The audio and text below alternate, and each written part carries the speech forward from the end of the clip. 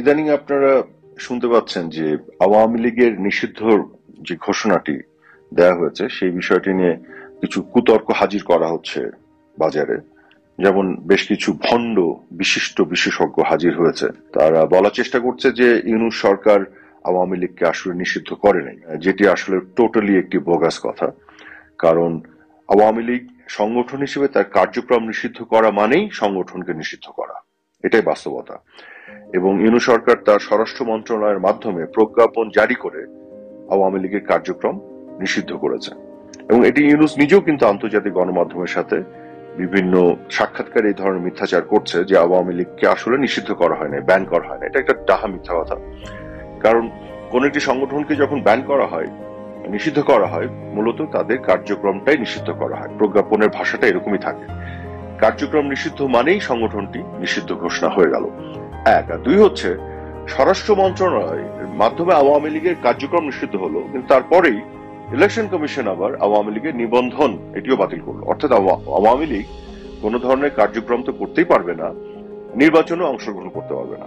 অর্থাৎ এই মুহূর্তে মূলত আওয়ামী লীগকে পূর্ণাঙ্গভাবে নিষিদ্ধ করেছে ইউনূস সরকার। এটি হচ্ছে বাস্তবতা। যদিও যে প্রক্রিয়া অনুসরণ করে তারা এটি করেছে এটি অবৈধ, এ ব্যাপারে কোনো সন্দেহ নেই। কারণ ইউনূস সরকার নিজেই তো অবৈধ। তারা সর্বোচ্চ আদালতে যে রেফারেন্সের মাধ্যমে নিজেদেরকে গঠিত করেছে এবং শপথ নিয়েছে, সেই রেফারেন্সটাই তো ফেক, এটা আপনারা জানেন। এবং তাদের পুরো অস্তিত্বটাই আসলে একটি অবৈধ অস্তিত্ব। কাজে অবৈধ একটি সরকার অবৈধভাবে কিছু সিদ্ধান্ত নিল, সেই সিদ্ধান্তের কোনো ভ্যালিডিটি বা বৈধতা আসলে থাকে না। এবং সন্ত্রাস দমন আইনের মাধ্যমে যেভাবে তারা আওয়ামী লীগকে নিষিদ্ধ করার যে ঘোষণাটি দিয়েছে এবং এই সন্ত্রাস দমন আইনটিকে আবার তারা সংশোধন করেছে, সেটি করারও তাদের কোনো রাইট নাই, কিন্তু তারা করছে গায়ে জোরে। সো ইন প্রিন্সিপাল, নীতিগতভাবে দেখলে আওয়ামী লীগ আসলে অবশ্যই অবৈধ একটি সরকারের দ্বারা অবৈধভাবে বেআইনি ঘোষণা করলে আওয়ামী লীগ বেআইনি অবৈধ হয়ে যায় তা কিন্তু নয়। আওয়ামী লীগ আছে, থাকবে বাংলাদেশে, আওয়ামী লীগকে কেউ দমাতে পারবে না, এটি একটি বিষয়।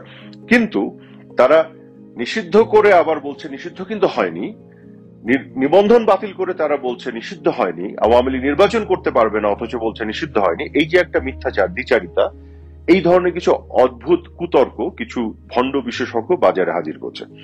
এই জন্য আমি আপনাদেরকে এটি পরিষ্কার করতে চাই যে তারা আসলে আওয়ামী লীগকে নির্বাচন থেকে বাইরে রাখতে চায়। শুধু আওয়ামী লীগ না, তারা আওয়ামী লীগ, জাতীয় পার্টি এবং 14 দলের যতগুলি ছোট ছোট অর্গানাইজেশন গুলি আছে, দলগুলি যারা মুক্তিযুদ্ধের পক্ষে, তাদেরকেও বাদ রাখতে চায়।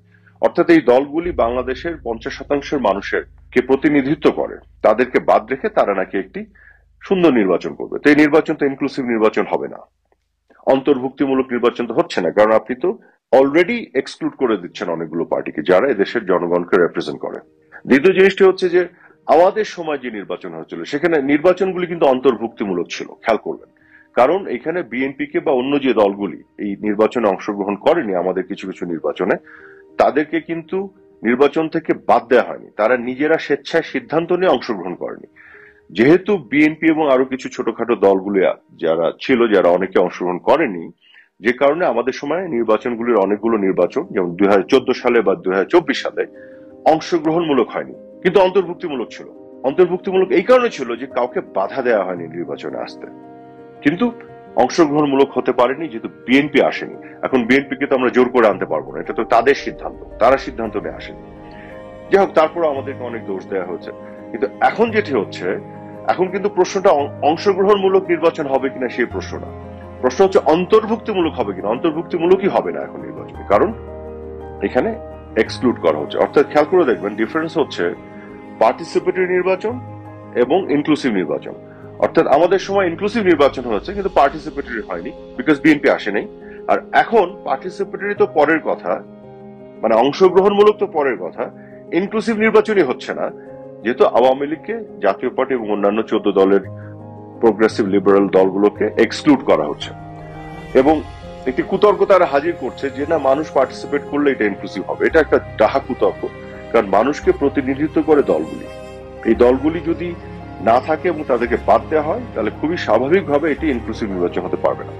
তাহলে এদের হিপোক্রেসিটা দেখেন, দ্বিচারিতাটা খেয়াল করে দেখেন। যারা আওয়ামী লীগকে দোষ দিয়েছিল বিএনপি নির্বাচনে আসে নাই, সেই জন্য বিএনপি আসে নাই এবং এটা অংশগ্রহণমূলক নির্বাচন হয় নাই বলে, আওয়ামী লীগ কিন্তু বিএনপিকে আটকায় নাই নির্বাচনে আসতে। তারা আজকে আওয়ামী লীগ এবং অন্যান্য দলগুলোকে বাদ দিয়ে, আটকে দিয়ে, নিষিদ্ধ করে নন ইনক্লুসিভ একটা নির্বাচন করতে যাচ্ছে, অন্তর্ভুক্তিমূলকের বাইরে একটা নির্বাচন করতে যাচ্ছে, দিয়ে তারা বলছে তারা নাকি বাংলাদেশের ইতিহাসের সবচেয়ে ভালো নির্বাচন করবে। এই যে ভণ্ডামি, এই যে মিথ্যাচার, সেই বিষয়গুলো আপনাদেরকে আমি তুলে ধরতে চেয়েছি, এবং এটা সবার বলা উচিত যে এরা নির্বাচনে এত কথা আওয়ামী লীগের বিরুদ্ধে। হ্যাঁ, আওয়ামী লীগের সময় নির্বাচনে ত্রুটি বিচ্যুতি ছিল, এটা আমি অস্বীকার করি না, কিন্তু আওয়ামী লীগ তো অন্তর্ভুক্তিমূলক নির্বাচন করেছে। 2018 সালেও কিন্তু অন্তর্ভুক্তিমূলক নির্বাচন হয়েছে, বিএনপি কিন্তু সেই নির্বাচনে এসেছে, তাই না? এবং বিএনপি পার্লামেন্টও গেছে। কিন্তু এখন তারা একেবারে নন ইনক্লুসিভ নির্বাচন করছে। আবার আরো কিছু দেখবেন ভণ্ড বিশেষজ্ঞ এখন হাজির হয়েছে বাজারে, এরা কিন্তু বিভিন্ন দলের সাথে যুক্ত, যাদের দলের কিন্তু সাইনবোর্ড ছাড়া কিছু নাই, একটা ভোটও নাই। এরা এসে মানুষকে নসিহত করছে যে আওয়ামী লীগ কেন নিষিদ্ধ হওয়া উচিত। তো এইসব নসিহত তারা করছে, যে দল এই দেশে জন্ম দিয়েছে সে দলে কেন নিষিদ্ধ হওয়া উচিত, বিভিন্ন আবল তাবল বক্তৃতা করে তারা বোঝানোর চেষ্টা করছে, কুযুক্তি কুতর্ক হাজির করে এবং মিথ্যাচার করে।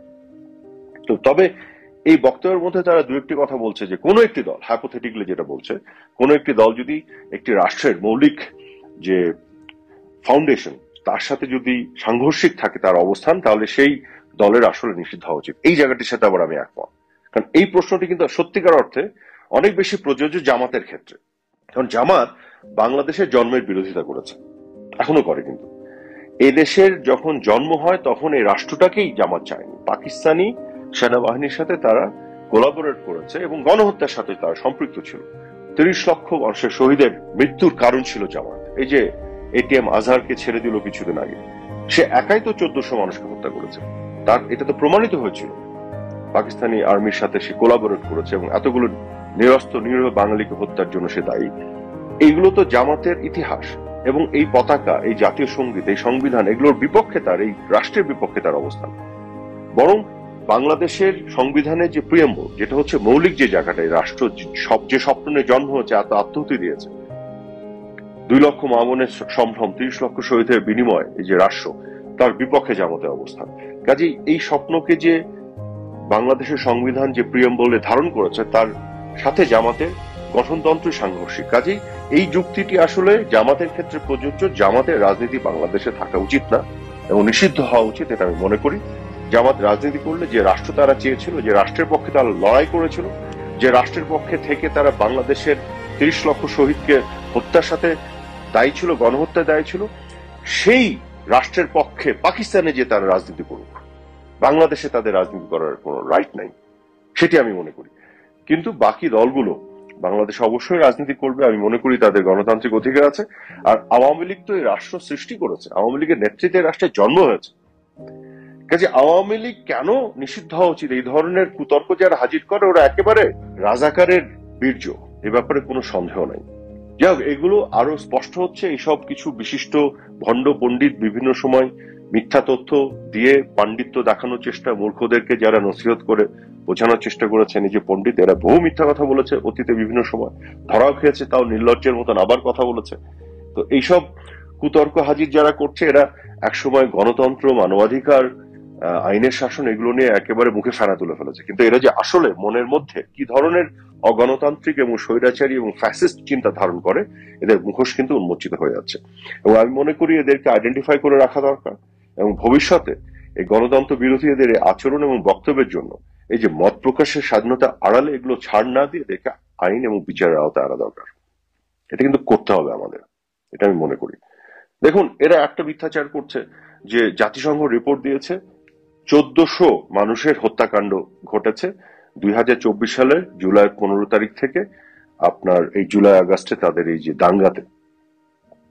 এবং এখানে একটা জিনিস ভুল তারা বারবার বলে যে জুলাই 15 তারিখ থেকে আগস্টের 15 তারিখ পর্যন্ত এই 1400 মানুষের হত্যাকাণ্ড ঘটেছে। এটা কিন্তু সঠিক নয়। জাতিসংঘের যে রিপোর্টটা তারা তৈরি করেছিল, তারা বলেছিল তারা যে টাইমটাকে, স্প্যানটাকে তারা তাদের স্কোপের মধ্যে নিয়েছিল, কাজের স্কোপের মধ্যে, স্কোপ অফ ওয়ার্কে নিয়েছিল, সেটি ছিল জুলাইয়ের 15 তারিখ থেকে আগস্টের 15 তারিখ 2024। কিন্তু যখন তারা এই হত্যাকাণ্ডের সংখ্যাটা প্রকাশ করলো 1400, সেটা তাদের চ্যাপ্টার 4-এ আপনারা দেখবেন, ওই রিপোর্টের ভিতরে যান এবং দেখেন যে প্রোটেস্ট রিলেটেড ডেথস, এই হেডিং এর আন্ডারে আপনারা দেখবেন তারা পরিষ্কারভাবে বলেছে 1400 জনের কথা যে তারা বলেছে সেটি কিন্তু জুলাইয়ের 15 তারিখ থেকে অগাস্টের 5 তারিখ পর্যন্ত, অগাস্টের 15 তারিখ পর্যন্ত নয়। মৃত্যু সংখ্যা তারা দিয়েছে জুলাইয়ের 15 থেকে অগাস্টের 5। এবং আমরা কিন্তু এটা নিয়ে প্রশ্ন তুলেছিলাম, তাদের স্কোপ ছিল, কাজের স্কোপ অফ ওয়ার্ক ছিল জুলাই 15 থেকে অগাস্টের 15, তাহলে মৃত্যু সংখ্যা তারা অগাস্টের 5 তারিখ পর্যন্ত কেন দিল? কিন্তু এটা না বুঝে অনেকে 15 তারিখের কথা বলে, যেটা আসলে ভুল। তাহলে খেয়াল করে দেখেন, জুলাই 15 থেকে অগাস্টের 5 পর্যন্ত জাতিসংঘ বলল 1400 লোক মারা গেছে। আর ইউনূসের সরকার এই গত 6 মাসে, কেন 6 মাস বলছি, কারণ জাতিসংঘ রিপোর্ট দিয়েছে ফেব্রুয়ারিতে, এই 2025-এ।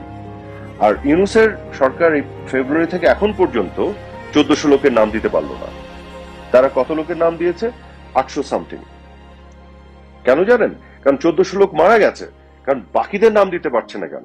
এই 800 জাম কোন রকমের যে পেয়েছে ইউনূস সরকার, তার বাইরে যে নামই পাচ্ছে, হয় তারা দেখছে পুলিশ অথবা আওয়ামী লীগের লোকজন।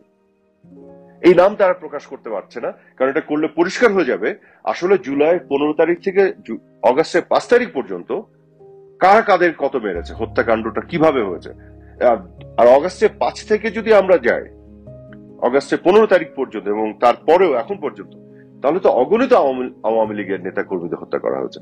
তা গণহত্যা আসলে করেছে কারা, এটা পরিষ্কার হয়ে যাবে। এই যে আন্দোলনের নামে, কোটা আন্দোলনের নামে, যেটি আমরা পুরোটাই মেনে নিয়েছিলাম, কোনো সমস্যা ছিল না, এবং সর্বোচ্চ আদালতের রায় সেটি কিন্তু এসেছে, কিন্তু এটাকে যে একটা ব্যবহার করা হয়েছে ম্যাটিকুলাস ডিজাইনের অংশ হিসেবে, মানুষকে বিভ্রান্ত করে হত্যা করা হয়েছে, রাষ্ট্রের উপরে যে হত্যাযজ্ঞ এবং ধ্বংসযজ্ঞ চাপিয়ে দেওয়া হয়েছিল, এই মানুষকে বিভ্রান্ত করে যে সরকারকে পতনের জন্য যে তারা এই ষড়যন্ত্র করেছিল, এটা কিন্তু 5 আগস্টের বহু আগে আমি বলেছিলাম আমার বিভিন্ন বক্তব্যে, এবং সেটা প্রমাণিত হয়েছে পরে। কাজে এরা যে এত হত্যাযজ্ঞ করেছে, এত পুলিশকে হত্যা করেছে, এত আওয়ামী লীগের নেতা কর্মীকে হত্যা করেছে, এত সাধারণ মানুষকে, পথচারীকে হত্যা করেছে, তাদের এই যে ধ্বংসযজ্ঞ এবং হত্যাকাণ্ডের মাধ্যমে শিশু হত্যা করেছে, এটি পরিষ্কার হয়ে যাবে। যে কারণে এই সংখ্যাটা কিন্তু ইউনূস সরকার দিতে পারছে না, এটা দিলে পরিষ্কার হয়ে যাবে। বরং কি করেছে? ইনডেমনিটি দিয়ে দিয়েছে। ইনডেমনিটি, দায়মুক্তি। কেন? হত্যাযজ্ঞের বিচার হবে না, সকল হত্যাকাণ্ডের বিচার হতে হবে, দায়মুক্তি কিসে? সকল হত্যাকাণ্ড আইডেন্টিফাই করা দরকার। এমনকি যে 800 জনের নাম প্রকাশ করেছে ইউনূস তার সরকার, এই 800 জনের কারা এরা, সেটাও কিন্তু আমাদের অ্যানালাইজ করে আইডেন্টিফাই করা দরকার। এখানে ছাত্র কয়জন আছে, সাধারণ পথচারী কয়জন আছে, বা ওই যে দুর্যোগ ব্যবস্থাপনা ভবনে বা সেতু ভবনে যে আগুন লাগিয়ে দিয়েছিল, কারা? এই তো এই জঙ্গিরা, যে জঙ্গিরা এই প্রোটেস্টের মধ্যে ঢুকে ধ্বংসযজ্ঞ করেছিল, মেট্রো রেলে আগুন লাগিয়েছিল, তখন ওই ভবনের ভিতরে থাকা কিছু মানুষ পুড়ে কয়লা হয়ে গেছিল। এই মানুষগুলো তো আছে এই 800 জনের মধ্যে। এই মানুষগুলোকে কারা হত্যা করেছে? আওয়ামী লীগ, পুলিশ, নাকি এই যে জঙ্গিরা প্রোটেস্টের নামে? কাজে এটা যদি এই 800 জনকে আপনি অ্যানালাইজ করেন, সেখানেও আপনি দেখবেন আসলে কতজনের মৃত্যুর জন্য দায়ী এরা, এই প্রোটেস্টের মধ্যে যারা ছিল জঙ্গিরা। এবং এখানেও দেখবেন আওয়ামী লীগের এবং পুলিশের অনেকে আছে হয়তো। কাজে এটাকে অ্যানালাইজ করা দরকার। আর জাতিসংঘ যে 1400 কথা বলেছে, সেই 1400 মধ্যে 800 বাইরে বাকি কারা, এরা কারা, এটা বের করা দরকার। আর অগাস্টের 5 তারিখের থেকে অগাস্টের 15 তারিখ পর্যন্ত কাদেরকে হত্যা করা হয়েছে, এবং অগাস্টের 15 তারিখ 2024 সাল থেকে এখন পর্যন্ত কারা হত্যাকাণ্ডের শিকার হয়েছে, তাহলে দেখা যাবে আসলে গণহত্যা কারা করেছে, এটি পরিষ্কার হয়ে যাবে। আসলে কাদের নিষিদ্ধ করা উচিত, আসলে এই সব ভণ্ড বিশেষজ্ঞদের, মানুষকে যে গুজব ছড়িয়ে মিথ্যাচার করে বিভ্রান্ত করে, তাদেরকে যে নিষিদ্ধ করা উচিত, তাদেরকে আইনে আওতা আনা উচিত, এটা পরিষ্কার হয়ে যাবে। কাজে গণতন্ত্রের নামে যারা আজকে এই মিথ্যাচারগুলি করে যাচ্ছে এবং বিভিন্ন দোহায় কুতর্ক হাজির করে আওয়ামী লীগ কেন নিষিদ্ধ হওয়া উচিত এসব মিথ্যাচার করে যাচ্ছে, আরে ভাই, আওয়ামী লীগের যত আপনি অপরাধ পাবেন তার চেয়ে অনেক বেশি তার অর্জন পাবেন বাংলাদেশে। এদের স্বাধীনই করেছে আওয়ামী লীগ, গণতন্ত্র বাংলাদেশে এনেছে আওয়ামী লীগ, বাংলাদেশকে উন্নয়ন দিয়েছে বাংলাদেশকে আওয়ামী লীগ। আর যদি তার ত্রুটি বিচ্যুতি থেকে থাকে কিছু, সেগুলো নাই বা ছিল না আমি বলবো না, তার চেয়ে শতগুণ বেশি অন্যান্য দলগুলোর আছে। তা সব দল নিষিদ্ধ করে দেন। এই ধরনের মাইন্ডসেট নিয়ে এরা আবার গণতন্ত্রের কথা বলে, আইনের শাসনের কথা বলে, এরা আবার মানবাধিকারের কথা বলে। এদের মনের মধ্যে বিষ, এদের মনের মধ্যে হিটলার বসা, এটা পরিষ্কারই হতো না। এদের মনের মধ্যে মুসলিনি বসা, এরা এক একজন মানসিকভাবে ফ্যাসিস্ট, আর আওয়ামী লীগকে সমালোচনা করে। কারণ এইসব বিশেষজ্ঞগুলি, ভণ্ডগুলা, এটা যে মনের মধ্যে কত ধরনের হিটলার, মুসলিনি এবং বিষ বসে আছে, এটা আসলে বোঝাই যেত না 5 তারিখের ঘটনার পরে এদের চেহারাগুলি না দেখলে।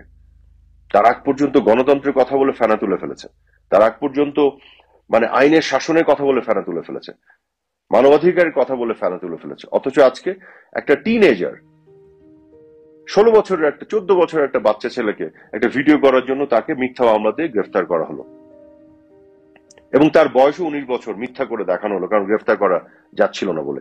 এটা তো নর্থ কোরিয়াতে ঘটনা, এই ঘটনা ঘটছে আজকে বাংলাদেশ ইউনূসের অধীনে।